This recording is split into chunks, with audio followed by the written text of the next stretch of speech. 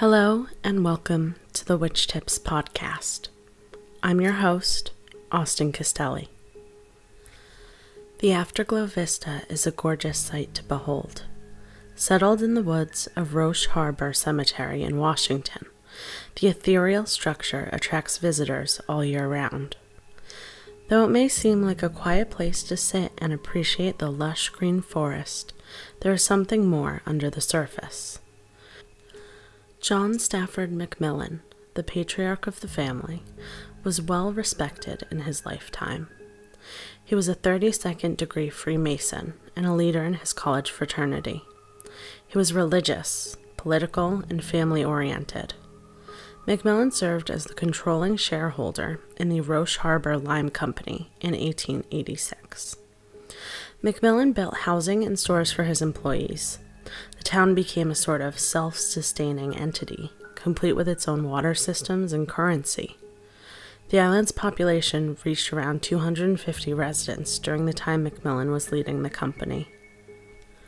John McMillan and his wife, Luella Hyatt McMillan, had 4 children.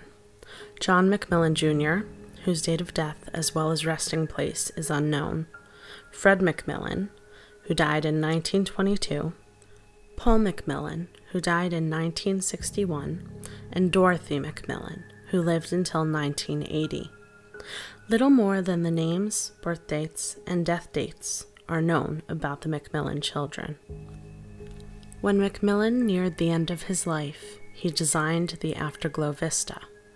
It was built in 1936 and cost McMillan about $30,000, or $518,568 today.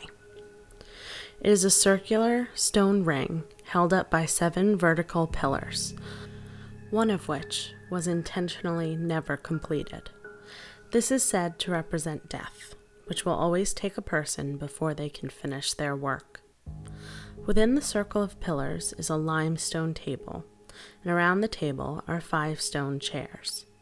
As each member of the family died, their cremains were entombed inside of their respective chairs around the table.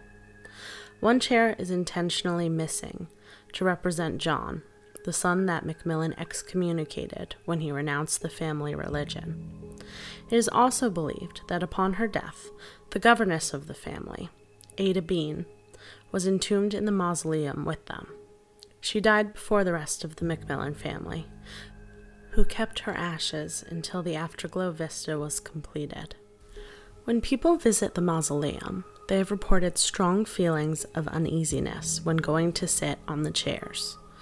Those who do sit on them say that they felt hands coming out of the chair and trying to push them off.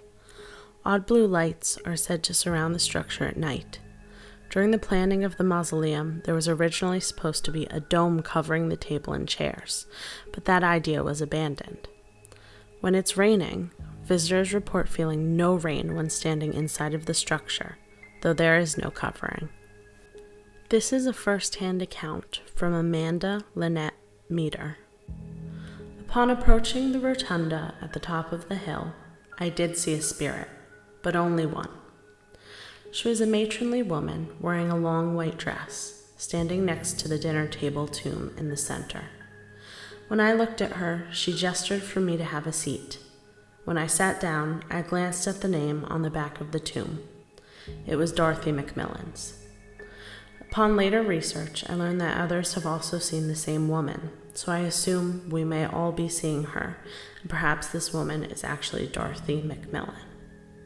Another site on the island said to be haunted by the McMillan family is the Hotel de Haro. The family resided at the hotel from its completion to their respective deaths. President Theodore Roosevelt stayed at the hotel to visit John McMillan, whom he considered a friend.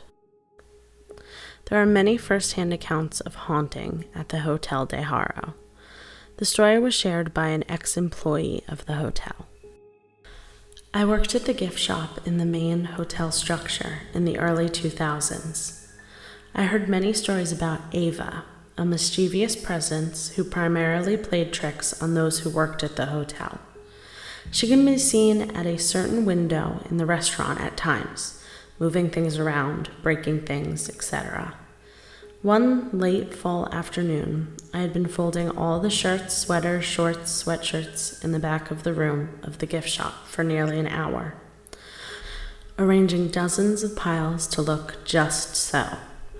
No one had been in for over 2 hours. I went to the closed door to look out, trying to decide if I should close early. Not seeing anyone, I turned back to the back room. The first item of clothing on each stack looked like somebody had picked it up, shaken it out, wadded it up, and stuffed it back into place. This had happened to roughly 4 dozen items of clothing in less than 10 seconds. While I stood there in the doorway, mouth open, I felt an icy draft pass over me, causing all my hairs to stand up. They do that every time I tell this story. 10 years later, I went back to look around. I spoke to the new salesperson in the shop, asking cautiously if she had experienced anything strange while working there. She narrowed her eyes and asked what I meant. Shrugging, I told her about my experience and stories from old coworkers. She loudly exclaimed, "Oh, thank God, I thought I was going crazy," and proceeded to tell me about things that seemed to be happening overnight in locked storage rooms, paper shifting, stacks moving. For the past 15 years, whenever I learned that someone had worked there, and in such a small community, easily 40% of islanders have at some point in their lives, I ask if they have ever experienced something unexplainable. At this point, over 60% have had stories of their own to tell. Also, I've been told of a few would-be guests who have refused to go up the stairs to their rooms, saying that there was something evil up there. A patron of the hotel shared their experience as well. My ex-girlfriend and I stayed at the hotel. She saw 12 ghosts. All kinds of weird shit happened that night. Knocking on the door, the heat went out, the room was filled with a dark presence. Yet another patron recounts. It's a very old hotel, built in 1886. Antique furnishings are abundant in the old hotel, especially in the lobby, where you can also see a copy of the hotel registration book containing the signature of President Theodore Roosevelt. Me and my friends decided it was a good night to go ghost hunting. I recommended Hotel de Haro, and we agreed upon it. We were armed with a K2 meter, temperature reader, and a digital camera. The first time we went up on the second floor, but we got nothing. My friends decide to leave, so I follow. About 3 minutes later, I decide that I'll go back up. I know you're not supposed to go ghost hunting alone, but I knew there was something there, and they didn't want to go back up. So I went alone this time, and went on the 3rd floor deck.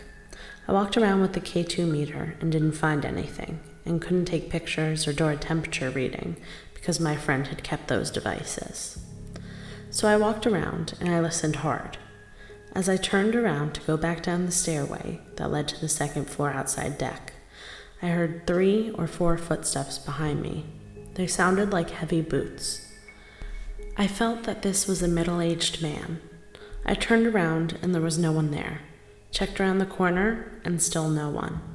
So I turned and kept walking, even though it was very uncomfortable, because the spirit was still following me. The presence was right on top of me, almost like his head was resting on my shoulder, kind of feeling too close. I kept on walking, and as soon as I reached the stairs and started going down them, the feeling vanished. When I got to the bottom of the stairs, I looked back up. I felt him watching me. There was a feeling of sadness, like he didn't want me to go. Later on, I found out that a middle-aged man had been shot there, along with his girlfriend. The McMillan family still has a hold on San Juan Island, one that cannot be destroyed through death or change. John McMillan left behind not only a captivatingly beautiful piece of architecture, but he left a part of himself and his family there, to linger for all time.